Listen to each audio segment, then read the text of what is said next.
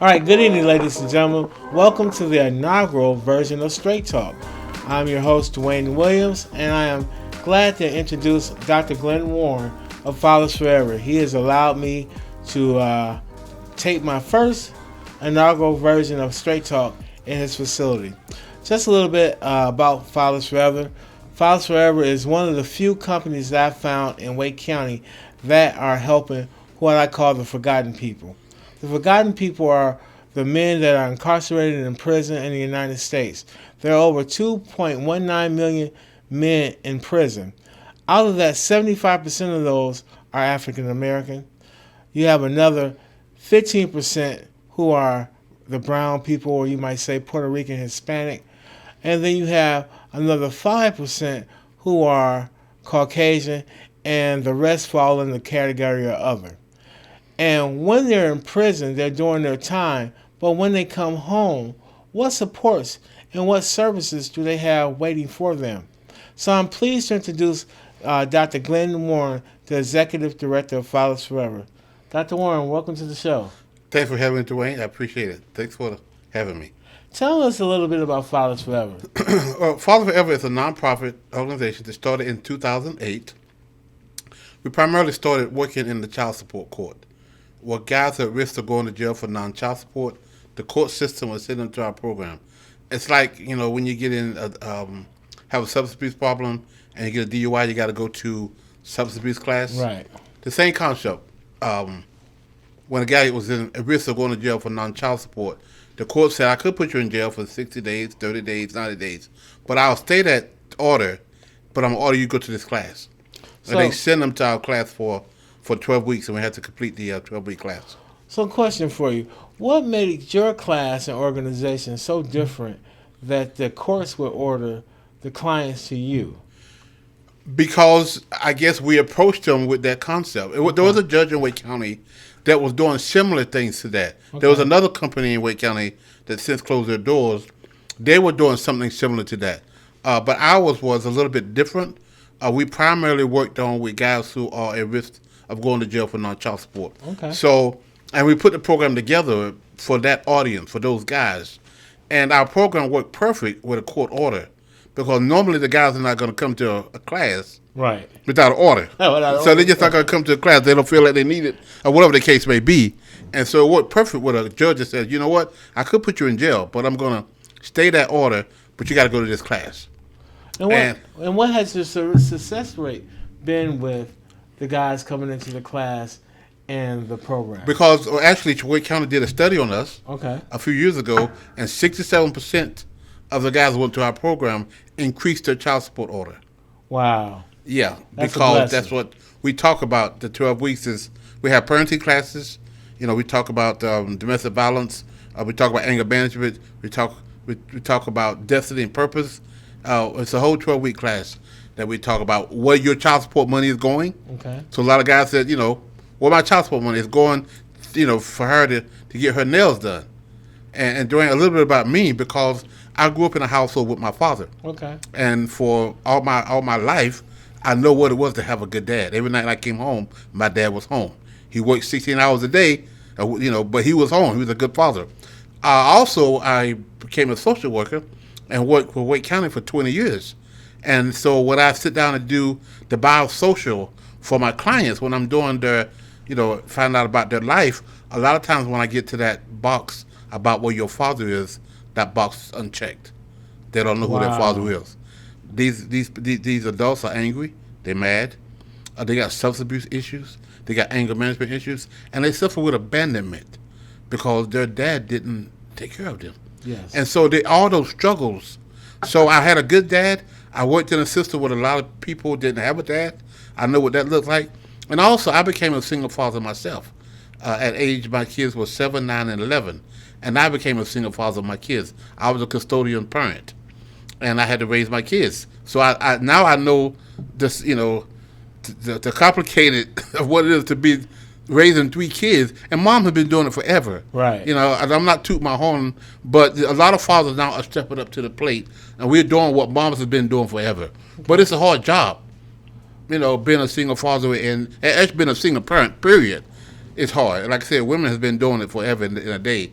Men are starting to step up more, and I was fortunate enough to be able to take care of my kids, and they're adults now, and but they was 9, 7, 9, and 11 when I became a single father. So, question for you, and I want to just delve in this single fatherhood with yourself. Who cooked? Well, Dwayne, I grew up in a household with my mom and dad. My mom cooked for me for 18 years. I ain't had to learn how to cook. I left college, high school. I went straight to college. I had 3 hots in the cot. I didn't have to learn how to cook. I graduated in July. In May, I got married in July the same year. My ex-wife was a serious cook. I didn't have to learn how to cook. Cooking was never part of my chores. I never had to learn how to cook. But now I'm standing in my kitchen, and I got a 7-year-old, a 9-year-old, and an 11-year-old, and I don't know jack about cooking. But I had to learn. Dwayne, the first time I made spaghetti, I did the hamburgers really good. I know how to, put it in the frying pan. I watched that. I never did it, but I watched it. Okay. Put them in the frying pan, and then I did the noodles, boiled the noodles. But what I didn't know to do was drain the grease from the hamburgers before you put it in the bowl with the noodles. I didn't know that. My daughter, probably at 7 years old, knew more about cooking than I did. It was about that much grease on the top of the spaghetti, and the spaghetti was immersed in the grease. And my daughter said, "Daddy, we can't eat this." So we had a couple more episodes like that where I'm making hamburgers, and I don't have any milk. And it's calling for milk, okay. And I'm trying to use water. And Daddy's like, nah. So we had to. My daughter and I, we had to learn how to cook together, and we got through a lot. We ate a lot of pre-cooked chicken from Hardee's and churches and KFC. I would go get the vegetables and mix them, and then go stop and get the chicken on the way home. So, but they survived. They are. My oldest son is 41. My middle son is 39. And my daughter is 38 now. Yes. Well, I thank you for sharing that with our audience, because a lot of times when we meet CEOs from different companies, they're a little stuffy. So I'm glad that you shared that with our audience. I want to get back to talking to Fathers Forever, the company that you start. Why did you come up with the name Fathers Forever? Okay, because I knew the court was going to be ordering these guys to our program. Right. And I wanted something that was positive. I didn't want something that I want something that guys will be proud of. I'm going to the Father Forever program. I wanted something positive. So actually, to be honest with you, it really came from the Word of God. Okay. It came from the Scripture, because it came from Everlasting Father. Okay. But I can't go into a courtroom with a program called Everlasting Father. So I just switched it and changed the word everlasting to forever, and put Father in front of it. Wow. So that's how we came up with Fathers Forever. Wow. Very good, Mr. Glenn. The more we talk about this, the more I'm getting inspired also. Yeah, and one of our goals is come straight from the Scripture, Malachi, restoring the hearts of the fathers back to the kids. Amen. That's one of our goals. That's one of our goals, is to restore the hearts of the fathers. And how do we do that? We do that through our classes. We do that teaching fathers how to be good dads. So tell me more about the classes. I'm looking there, and I'm see your banner here, Dads at a Distance reverse book signing, and I see a textbook called "I Am a Fathers Forever." Who wrote that book? Yeah, actually, this book, I can hold it up if your audience did. "I Am a Father Forever." It's really, we started Father Forever in 2008. Okay. So we put our curriculum. This is our curriculum that we've been using since 2008, and we put it in a book form. And so we've been teaching this for 14 years. Now we decided to put it in a book form. Now it's unlimited. We can take it. And because of that, we started Dads at a Distance. Okay. So, Dwayne, I want to push back on something that some guys, they come to me and they say they don't know how to be a good dad because they wasn't taught how to be a dad. I want to push back with that, because that was given to us. Okay. God gave us the ability to be a good dad, like He did every parent, for that matter. And so we wrote this book to help them understand their role as a father. And even though they may have grew up without their dad, they still can be a good father. You don't have to do to your kids what your dad did to you. And this book will help them understand that. And so Dads at a Distance is getting, this is our textbook. So it's got the word textbook. Okay. And because it's, it's a curriculum that now we can get this hands into inmates. You mentioned earlier over 2 million fathers are incarcerated. Over that 2 million, I'm going to give you another statistic. 627,000 incarcerated fathers have kids under 18. Wow. Compared to 50,000 moms. Get that number? 627,000 incarcerated fathers have kids under 18. And so what we want to do is get this book into their hands because they got plenty of time on their hand now. Right. So they can. This book has got 12 chapters. It's got 12 homework assignments. They have to read the chapter, answer the questions, and do the exercise. And so this become our textbook. And so we got an in-person class, and when they come to class, they bring the textbook. Okay. So are you guys into, and we're here in Wake County, are you guys inaugurating into the Wake County prison system where you're going in to teach this class and help the guys, the fathers that are in prison? Yes, we are. Right now, we'll because of COVID, everything was shut down, but we're now starting the class at Wake County Detention Center. Okay.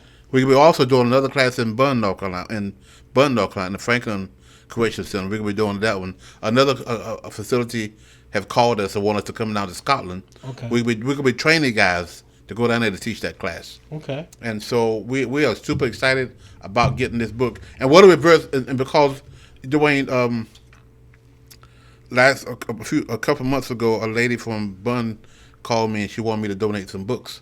So we had a reverse book signing. And what a reverse book signing is, normally, somebody write a book, the author sign the book, you give them the money, and you take the book. Where a reverse book signing means you donate the book, you put a word of encouragement in the book, we take the book and give it to the inmates. This is $22, and obviously we can't buy all of these books to give to all the prisons, so we're asking the community to come in and help donate a book that would be sent one to the fathers. And we got over 1,500 facilities that we have access to. So when you send us this book, as I was saying earlier, she asked me to bring her some books. So I had a reverse book signing at a church that Sunday before. They donated 30 books. And so I go down there, and I had 30 books, and she came out the door with a big cart. She wanted more books. She got over 400 inmates there. And she's like, wow. Okay, I thank you for the 30 books, but I was hoping to get a whole lot more. So that's what your reverse book signing people would do, is to help us get those books into the inmate's hand. As well as businesses now. We're asking them, to donate books. They may not want to, sign all the books, and may not want to do a reverse book signing because they got a business to run. Right. They sell in houses. They do what they do. And so we're asking them just make a donation. We'll take that donation. We'll put it towards the number of books. If you want to buy 10 books, that's $220.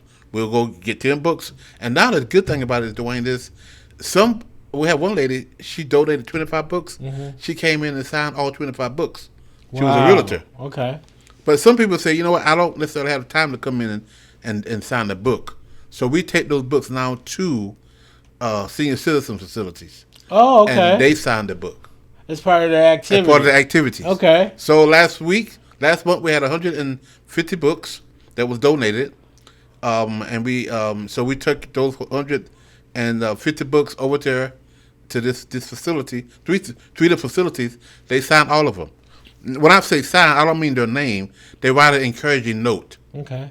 They just put their first name, they don't have to put a name on it. But it's kind of personal. You just put your first name and put an encouraging note. So when a client not only get this book, but they get an encouraging note by somebody who took the time to write a note. So you can imagine what that would do to an inmate that somebody gave him a book and they took the time to sign it.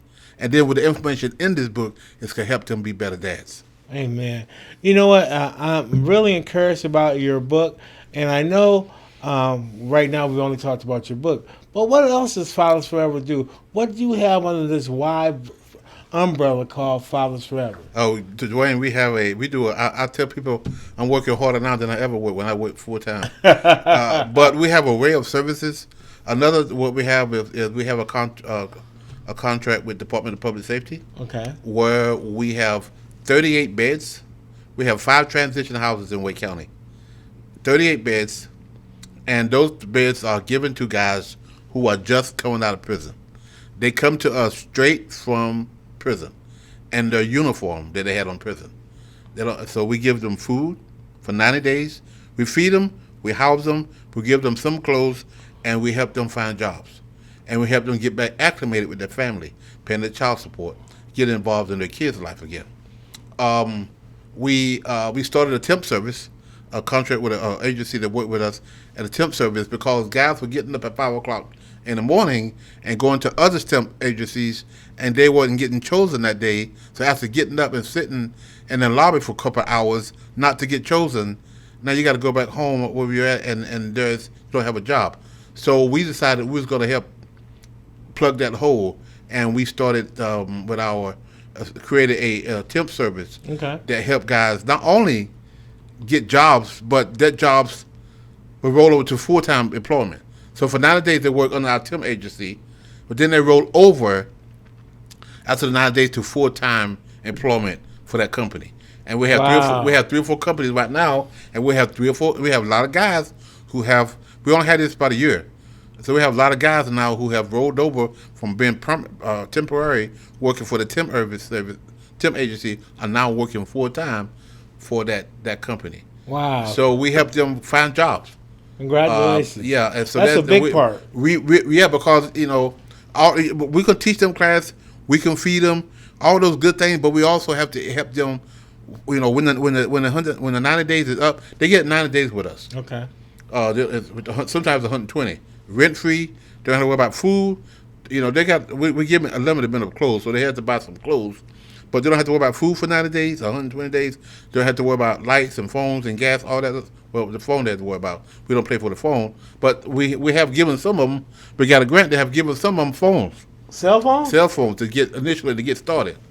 So, but having a place to stay at, I mean, I would be probably out of my head if I was facing homelessness. Yes. That's a bad feeling to not to know where you're going to lay your head at. Yes. Thank God I never had the experiences that, but I've been around enough people who have experience in it, and I know what it would do to me. I mean, a couple of times when I got behind on my rent, it looked like I was going to face eviction, and I know the anxiety that I had of where am I going to stay at. But can you imagine somebody living with that on a regular basis, not knowing where they're going to live at? And so we give them an opportunity to be able to take advantage of this 90 days. And some do. Some hit the ground running, Dwayne. They hit the ground. They do good. They graduate. They leave our program. They got jobs now. They got apartment. They doing well. And some of them just decide, they don't want to do what they need to do, and they end up going back in prison. That's but a lot of them do. That sounds unfortunate. And I was as I was doing the research about your organization, I saw that you had a detailing program or a car wash thing going. Yeah, this is another need that came out of working with these guys, and they come to us. They don't have their ID. They don't have the Social Security card. They can't they can't get a job because they don't have the ID. Right. So sometimes it take a week, 3 weeks, a month, especially they're out of state, for them to get their ID. So they have no money, absolutely no money for nothing. So we started just let them wash cars, just to make a little money for cigarettes, or for personal items, underwear, those kind of things. And so out of that, we started Father Forever. I mean, my daddy working academy. My daddy's detail shop. Okay. Which now is guys. Not only do they learn how to wash cars, they learn how to detail cars. And we don't have to. I mean, you can make a lot of money detailing cars. So we teach them how to. We send a couple of our guys back to school. In fact, these are guys that graduated from our program as well. Okay. We sent them back to school, and now they're teaching in the academy. And they have 170 hours. They have 200 hours. 170 is hands-on. Okay. They're washing cars. They've been taught, how to clean the windows and how to clean the rims and how to mix the chemicals.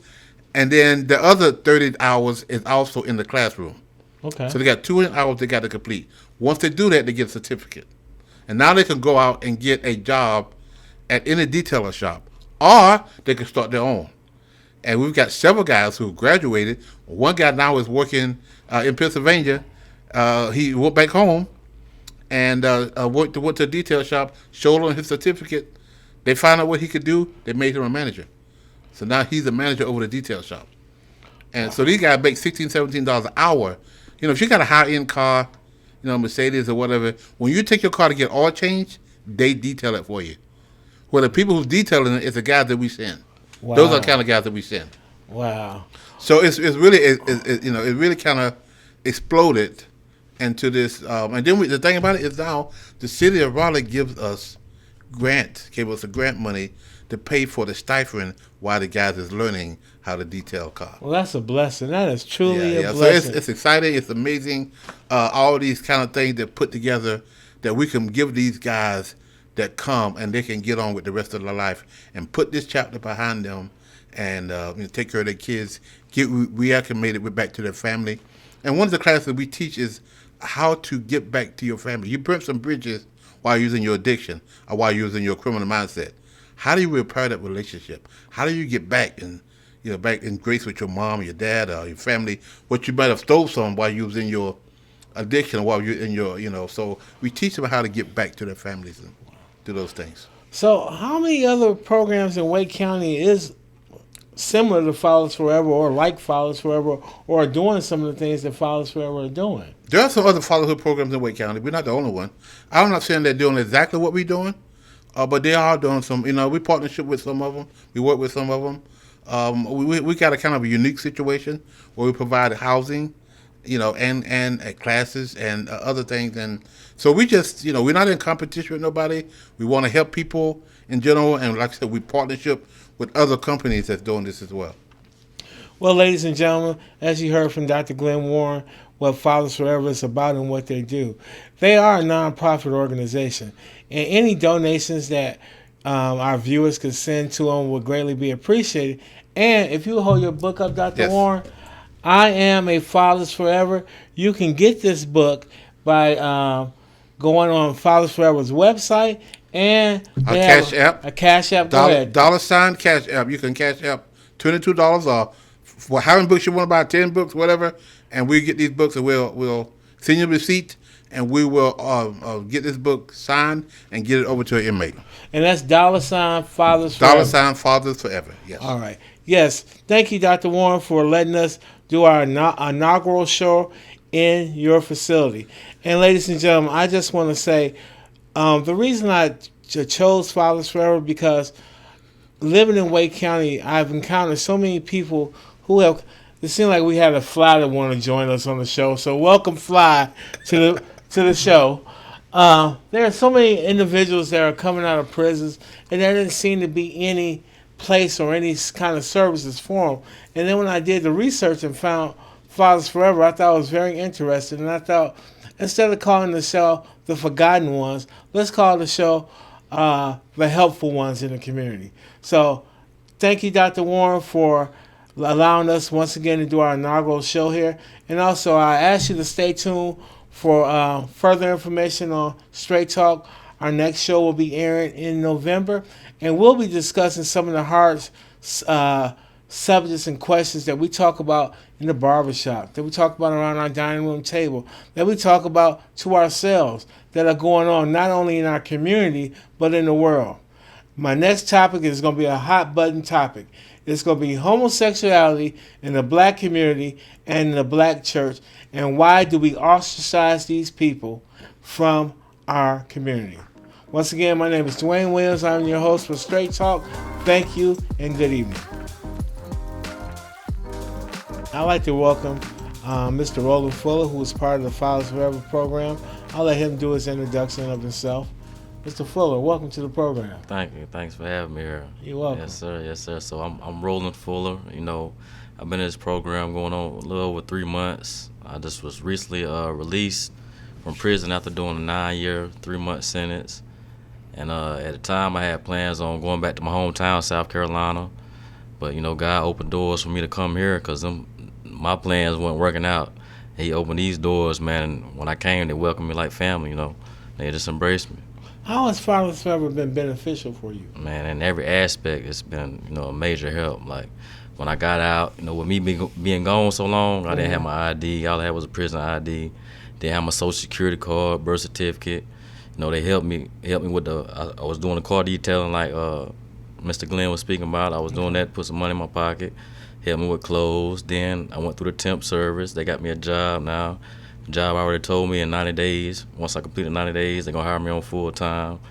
And they've been helping with everything, man. Going above and beyond to help, you know, like they told me, you know. I told them one time, you know, I ain't had no family up here because I'm born and raised in South Carolina. They said, "Oh, you definitely got family. We're your family." So, you know, that's the type of atmosphere it is here, man. Amen. So, do you think you would have been as successful as you have been if you hadn't came to Fathers Forever? Oh, no, sir. No, I definitely know I wouldn't have. Yeah, I'd probably been struggle after struggle after struggle, man. All right. Yes, sir. It was a blessing. And I like to just say thank you for you coming back into society and striving and achieving and not giving up. Yes, sir. And I'm glad that there was a program like this to help support you. Yes, sir. What other supports have you found in the community that you're able to access? Well, as you know, I just became a member of a church. Okay. Powerhouse of Jesus Christ. You know, they welcomed me as family too. They didn't pass judgment on me when I came in there. They embraced me. I was recently baptized last week. Oh, congratulations! Yes, I appreciate it. I appreciate it, man. You know, it's just been blessing after blessing, man. You know, and it started with this program. Well, you know, it starts with God, but He opened the doors for me to come to this program, and I've been going forward ever since, man. Alrighty, sir. Well, look, I really appreciate you coming on and giving us your testimony. Yes, sir. On what your life before being in prison. You said you spent how many years? 9 years, yes, sir. Now, let me ask one more question. Was it a culture shock when you came out of prison as far as cell phones and how things are actually the computer age? I know when you went in, there was computers, but how right now where cell phones are basically a mini computer. Smartphones, just the way things are going on in society. Was it a shock for you when you came out? Well, honestly, a little bit. I always been kind of, electronic savvy. Okay. But one thing I did have my second day out, I went downtown and said I was gonna walk around for a little bit. Well, I kind of got lost and didn't know how to use the navigation on the phone. Well, I knew how to pull it up, but I had it in car mode. So it was just confusing, man. I said, let me go on back to the house, man, and get some help with this. So, little things like that. But, by the grace of God, man, he been helping me every step of the way, man. What was that one meal, and I'm getting off topic now, sir. Yes, what sir. was that one meal that you definitely wanted to eat when you got out of prison? Man, every day I used to tell myself I want some steak, crab legs, and shrimp. I want it all at one time, too. All at once? Yes, sir. Yes, sir. Did you get it? Yes, sir. Okay. Yes, sir. It was wonderful. It good? It was delicious. Everything you dreamed of? Everything I dreamed of. Yes, sir. Amen. No doubt. Well, look, thank you for that bit of insight into you, Mr. Fuller. Yes, sir. Straight Talk. The reason why this show is a platform is available now is just to talk about some of the hard issues that are going on in our community. Yeah. Some of the things that we do not talk about openly. For instance, homosexuality in the black community, teen pregnancy, financial problems, financial illiteracy in our community, housing. There's a plethora of things that are going on that I want this platform to be a basis for people to come and sit down and talk and have open communication. Now, your ideas may not exactly agree with my ideas, but that's fine. That's why we communicate. That's why we have debate. And debate doesn't mean that we're yelling and screaming at each other. Debate means that we're having open conversation about our point of views. My point of view, once again, may differ. As a Christian man, they will differ. But the forum is here for you. I will look forward to seeing you the month after next, because I'm bi-monthly. So I'm looking forward to seeing you in November again.